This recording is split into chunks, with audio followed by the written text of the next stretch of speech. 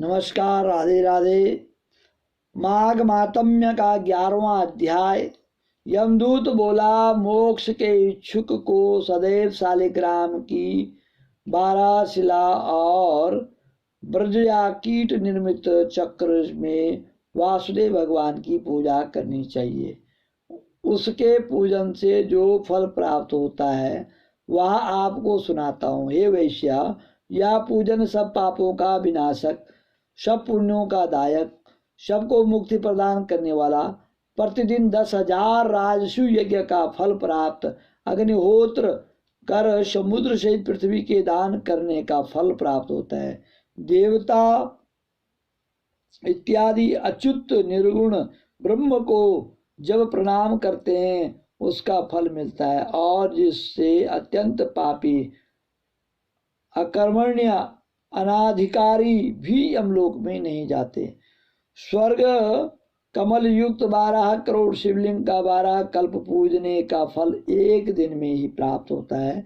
इस प्रकार गोविंद का पूजन करने वाले सदैव के लिए अमर होकर के आवागमन के चक्र से मुक्त हो जाते हैं। जिसने शालिग्राम का शिला के ऊपर का जल अपने ऊपर छिड़क लिया तो मानो उसने संपूर्ण तीर्थों के समस्त तीर्थों में स्नान कर लिया है। संपूर्ण शालिग्राम शिला सब कल्याण करने वाली है। गंगा जी, गोदावरी, रेवा नदी इत्यादि सभी तीर्थ पवित्र तीर्थों के जल में रहा करते हैं। सभी कलयुग में काम, क्रोध तथा लोभ में व्याप्त अधम पुरुष नैवेद्य, फूल, धूप, दीप, चंदन, गीत, बाजे, स्तोत्र आदि से शालिग्राम की पूजा अच्छे भाव से करते हैं तो वे 1000 कोटि कल्प तक ब्रह्मांड में रहते हैं। जहां शालिग्राम शिला रूप में भगवान के सब उपस्थित रहते हैं वहां पर देवता रहते हैं और 14 लोग वहां निवास करते हैं। शालिग्राम शिला के सन्मुख श्राद्ध करने से पितृ तृप्त हो जाते हैं। सैकड़ों कल्प स्वर्ग में निवास करते हैं। जो लोग नित्य शालिग्राम शिला के ऊपर का जल पीते हैं उनको उसके आचमन से सहस्त्र कोटि तीर्थ करने का पुण्य लाभ मिलता है। हे वैश्वेश्वर, यदि शालिग्राम से कोष भर फासले पर भी कीड़े मरते हैं तो वे भी वैकुंठ लोग जाते हैं। अब बताओ, जो शालिग्राम के आसपास कीड़े भी मरते हैं वे भी वैकुंठ प्राप्त कर सकते हैं। और जिस मनुष्य के पास में शालिग्राम शिला है और वो शालिग्राम शिला का जल अपने ऊपर छिड़कता है, उसका जल पान करता है, आचमन करता है, चरणोदक लेता है, तो उस मनुष्य की तो बात ही क्या। शालिग्राम चक्र की खरीद बिक्री करने वाले पापी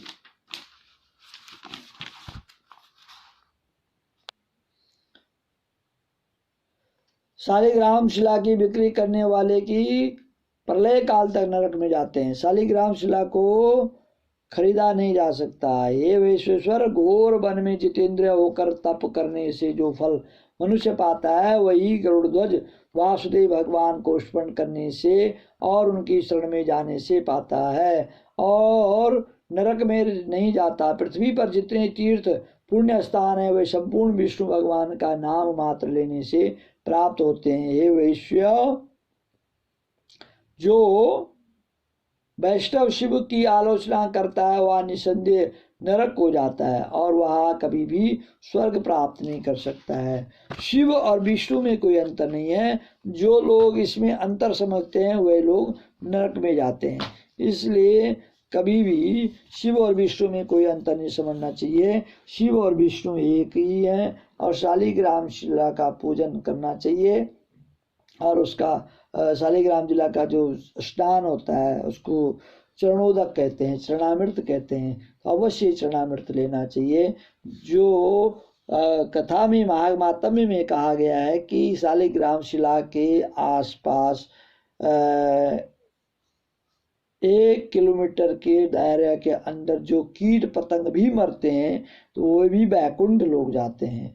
तो जो रोज भगवान शालिग्राम शिला का चरणामृत लेता हो और मरते समय अगर उसके मुख में भगवान शिला का चरणोदक पड़ जाए तो उस मनुष्य का कहना ही क्या है, वो बैकुंठ लोक चला जाता है।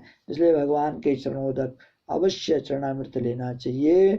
और इसी प्रकार से माघ महात्म्य को हम सुनते रहेंगे। मेरे YouTube चैनल को आप सब्सक्राइब करें, लाइक करें, शेयर करें। जय जय श्री राधे। हर हर महादेव शंभो।